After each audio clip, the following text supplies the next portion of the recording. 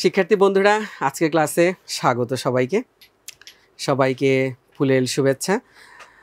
তো আমরা আজকে তোমাদের দ্বিতীয় অধ্যায় 3 নম্বর সেশন শুরু করতে যাচ্ছি, প্রমিত ভাষা ব্যবহার করি। তো বন্ধুরা, গত ক্লাস থেকে আমরা যদি একটু মনে করার চেষ্টা করি, তোমাদের দুইটি প্রশ্ন করতে চাই। সম্মুখ স্বরধ্বনি কোন তিনটি? নিশ্চয়ই তোমাদের মনে আছে। সম্মুখ স্বরধ্বনি কোন তিনটি বন্ধুরা? ই, এ, এ, এগুলো সম্মুখ স্বরধ্বনি। আর নিম্ন মধ্য স্বরধ্বনি কোনটি? নিম্ন মধ্য স্বরধ্বনি হচ্ছে আ। নিশ্চয়ই তোমাদের মনে আছে।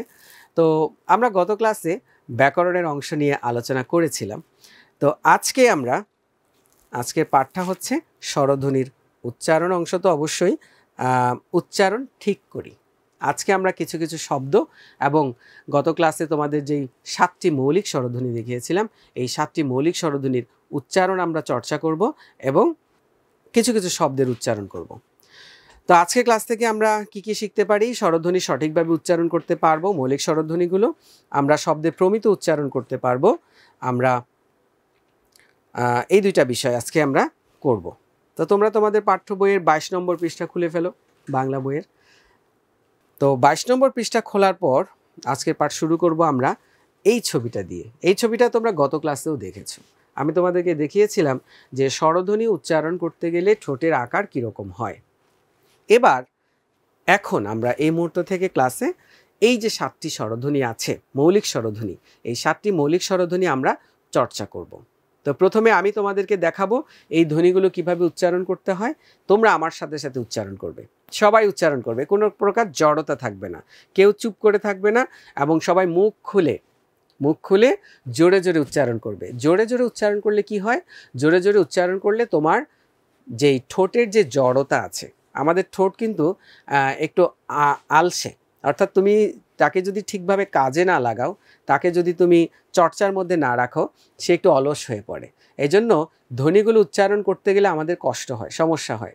তো আমরা ভুলভাল ধ্বনি উচ্চারণ করি, আমরা ঠোঁটকে আরামায়েশে রাখার জন্য। তো আমরা এখন সবাই একটু ব্যায়াম করব, সেটা হচ্ছে ঠোঁট এবং জিভের ব্যায়াম। জিভের ব্যায়ামটা করব আমরা। যেই জিভটা আসলে অলস থাকতে চায়, ঠোঁট নয়, জিভ অলস থাকতে চায়। জিভের কারণেই আমাদের ধ্বনিগুলো ঠিকভাবে আমরা উচ্চারণ করতে পারি না। তো সেই জিভের জড়তা কাটানোর জন্য আমরা এবার এই মৌলিক 7টি স্বরধ্বনি উচ্চারণ করব।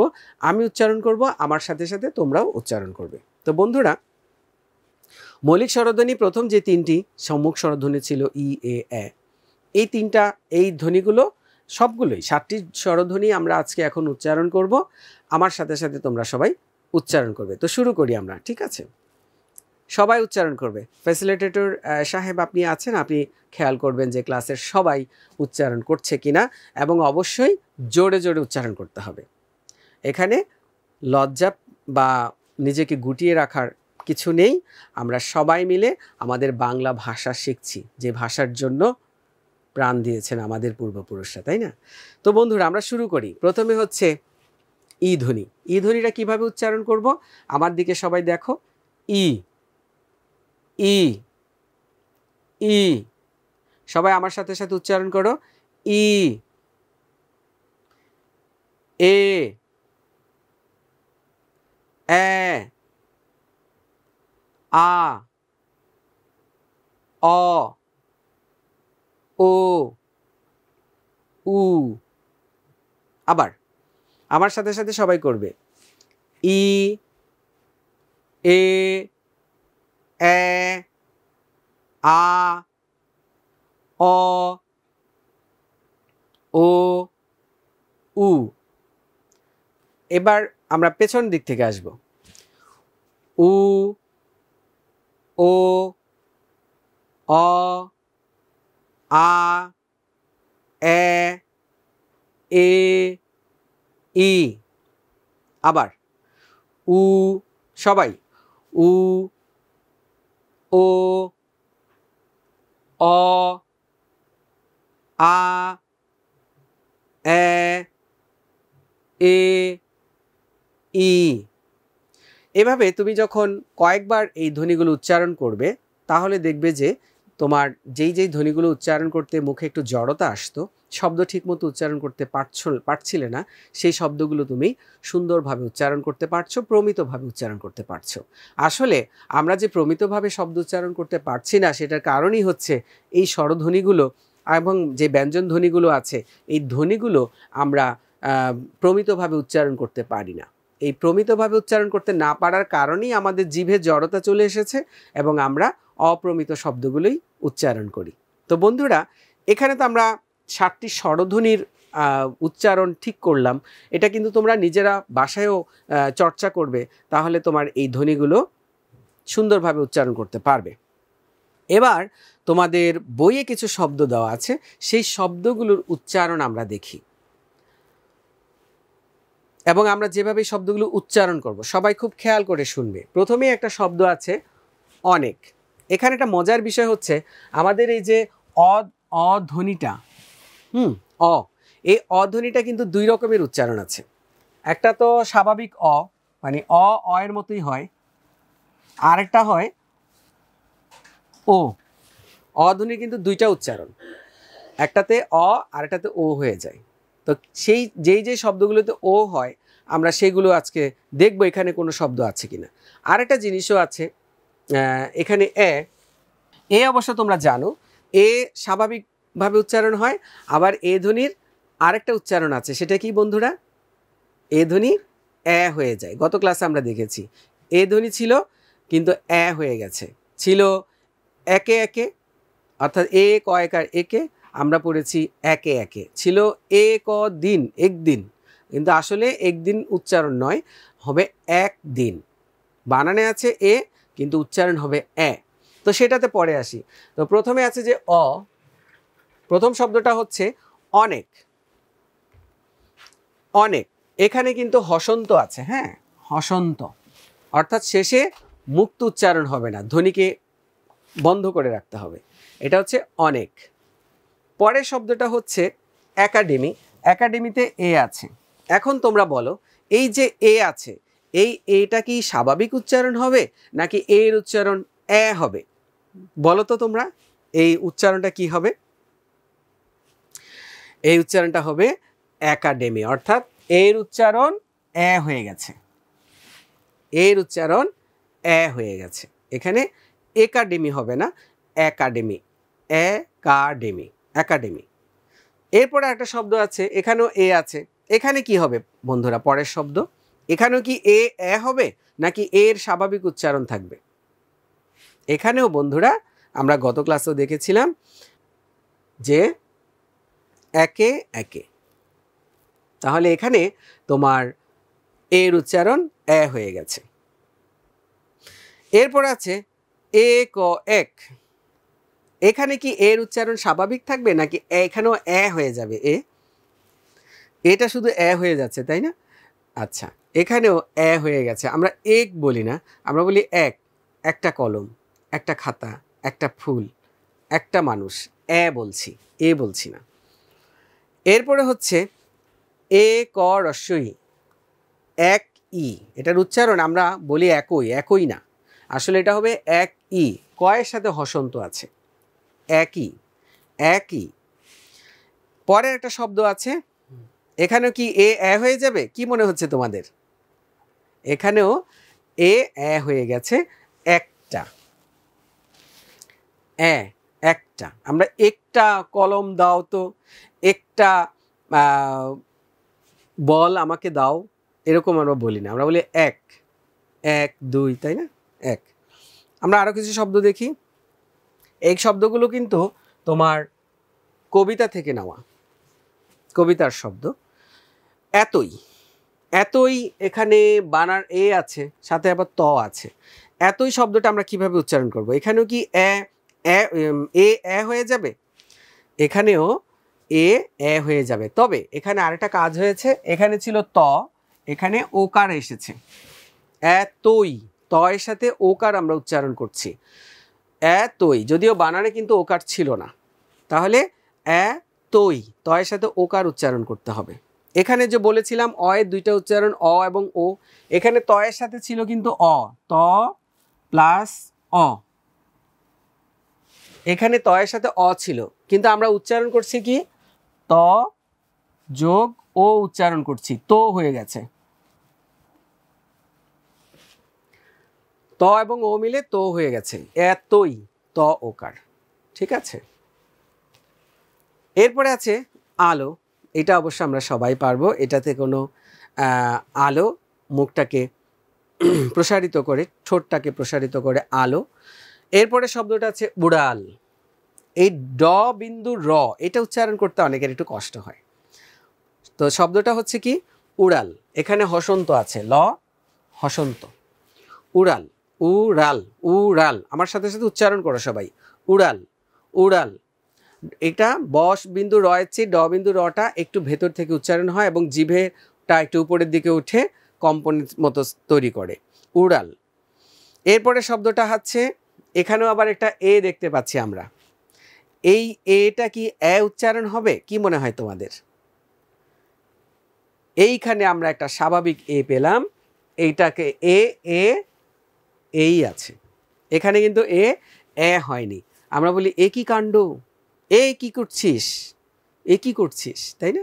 তাহলে এখানে এ বলছি না, একই করছিস বলি না, তাই না? এ এখানে স্বাভাবিকভাবেই থাকছে। তার মানে এর আমরা দুইটা উচ্চারণ পেলাম, একটা হচ্ছে এ স্বাভাবিক উচ্চারণ, আর একটা হচ্ছে বিবৃত, মানে এ হয়ে যাচ্ছে। এবার বন্ধুরা, একটি হবে নাকি একটি হবে? চিন্তা করো, তোমাদের কি মনে হচ্ছে?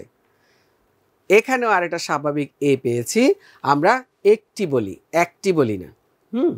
কিন্তু আবার একা একা বলি, একে একে বলি। এক বলতে কিন্তু আবার এই যে এক,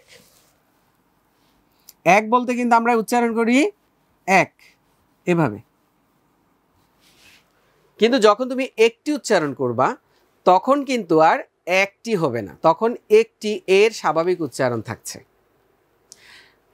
ঠিক আছে, তাহলে এক বললে এ জফালা আসছে, কিন্তু একটি বললে সাথে যদি টি যুক্ত হয়, তাহলে কিন্তু আর এ হবে না, এর স্বাভাবিক উচ্চারণটাই আসবে একটি। একটু কঠিন মনে হচ্ছে?